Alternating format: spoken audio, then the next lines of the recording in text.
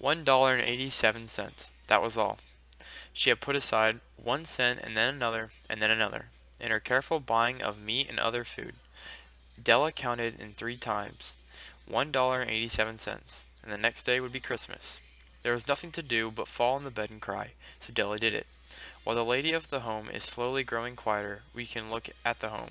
Furnished rooms at a cost of $8 a week. There is a little more to say about it. In the hall below was a letter box too small to hold a letter.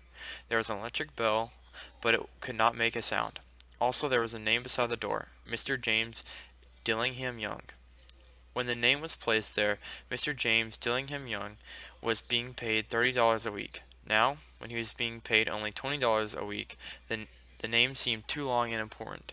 It should perhaps have been Mr. James D. Young. But when Mr. James Dillingham Young entered the furnished rooms, his name became very short indeed. Mrs. James Dillingham Young put her arms warmly around him and called him Jim. You have already met her. She is Della. Della finished her crying and cleaned the marks of it from her face. She stood by the window and looked out with no interest. Tomorrow would be Christmas Day, and she had only $1.87 with which to buy Jim a gift. She had put aside as much as she could for months. With this result, $20 a week is not much. Everything had cost more than she expected. It always happened like that. Only $1.87 to buy a gift for Jim. Her Jim. She had many happy hours planning something nice for him. Something nearly good enough. Something almost worth the honor of belonging to Jim. There was a looking glass between the windows of the room. Perhaps you have seen the kind of looking glass that is placed in $8 furnished rooms. It was very narrow. A person could see only a little of himself at a time.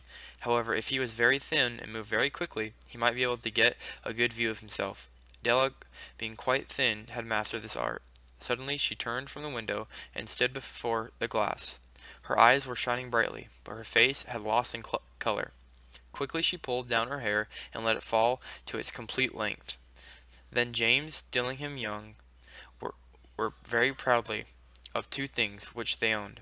One thing was Jim's gold watch. It had once belonged to his father, and long ago it had belonged to his father's father. The other thing was Della's hair. If a queen had lived in the rooms near theirs, Della would have washed and dried her hair where the queen could see it. Della knew her hair was more beautiful than any queen's jewels and gifts. If the king had lived in the same house with all the riches, Jim would have looked at his watch every time they met. Jim knew that no king had anything so valuable. So now Della's beautiful hair fell about her, shining like a falling stream of brown water.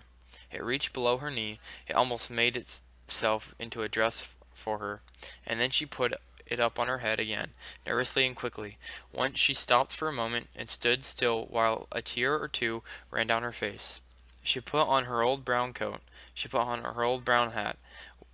With the bright light still in her eyes, she moved quickly out the door and down to the street, where she stopped, then sighed and said, "Miss Sofronie, here articles of all kinds."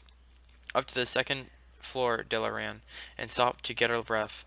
Mrs.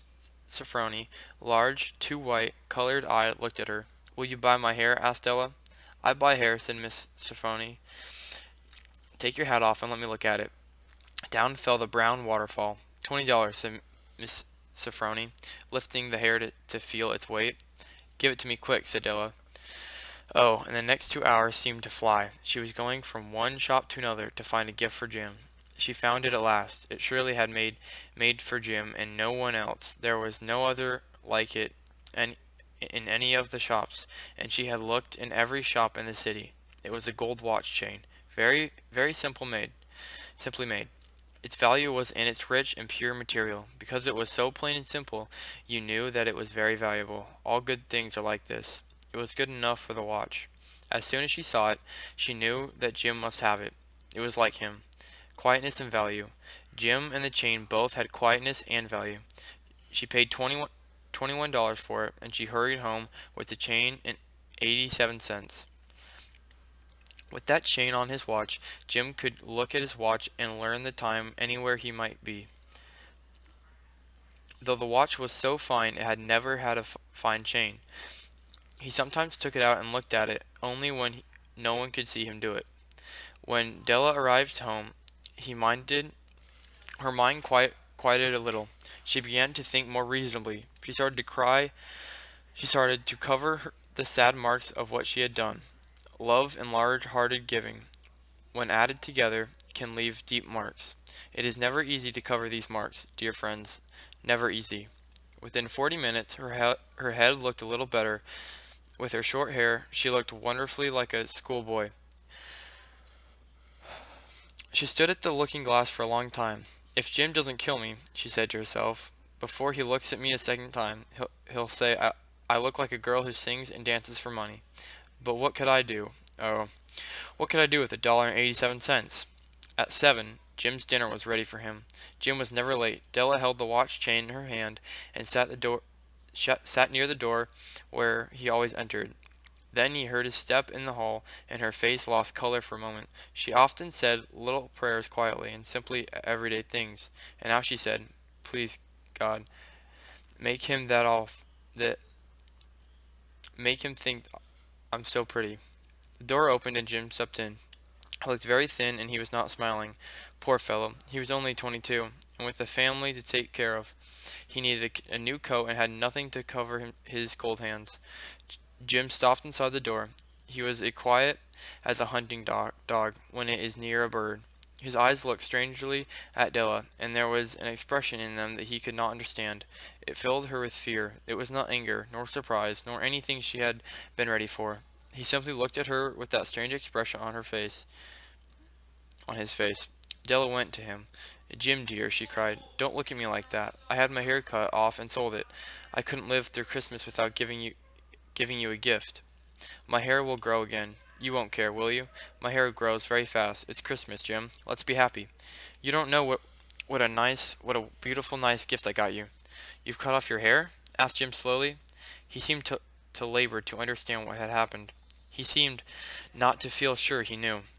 "Cut it off and sold it?" said Della. "Don't you like me now?" I'm me, Jim. I'm the I'm the same without my hair." Jim looked around the room. You say your hair is gone?" he said. You don't have to look for it," said Della. "It's sold. I tell you, sold and gone, too. It's the night before Christmas, boy. Be good to me, because I sold it for you. Maybe the hairs of my head could be counted," she said, "but no one could ever count my love for you. Shall we eat dinner, Jim?" Jim put his arms around his Della. "For 10 seconds, let us look in another direction. $8 a week or $1,000,000 a year. How different are they? Someone may give you an answer, but it will be wrong. The Magi brought valuable gifts, but that was not among them. My meaning will be explained soon." From inside the coat, Jim took something tied in paper. He threw it upon the table. "I want you to understand me, Dell," he said. "Nothing like a haircut could make you love you any less. But if you'll open that, you may know what I felt when I came in." White fingers pulled off the paper, and then a cry of joy, and then it changed to tears. For there lay the combs that Della had seen in a shop window and loved for a long time. Beautiful combs, with jewels perfect for her beautiful hair. She had known they cost too much for her to buy them. She had looked at them with the least of hope of owning them, and now they were hers, but her hair was gone. But she held them to her heart, and last was able to look up and say, "My hair grows so fast, Jim." And then she jumped up and cried, "Oh, oh." Jim had not yet seen his beautiful gift. Jean held it. She held it out to him in her open hand. The gold seemed to shine softly as if with her own warm and loving spirit. "Isn't it perfect, Jim? I hunted all over town to find it. You'll have to look at your watch 100 times a day now. Give me your watch. I want to see how they look together." Jim sat down and smiled. "Della," he said, "let's put our Christmas gifts away and keep them for a while. They're too nice to use now. I sold the watch to get the money to buy the combs, and now I think we should have our dinner. The Magi, as you know, we were wise men, wonderfully wise men, who bought gifts to the newborn Christ child. They were the first to give Christmas gifts. Being wise, their gifts were doubtless wise ones. And here I have told you the story of two children who were not wise. Each sold the most valuable thing he owned in order to buy a gift for the other. But let me speak a last word to the wise of these days. Of all who give gifts, these two were the most wise. Of all who give and receive gifts, such as they were the most wise. Everywhere they were the wise ones. They are the Magi.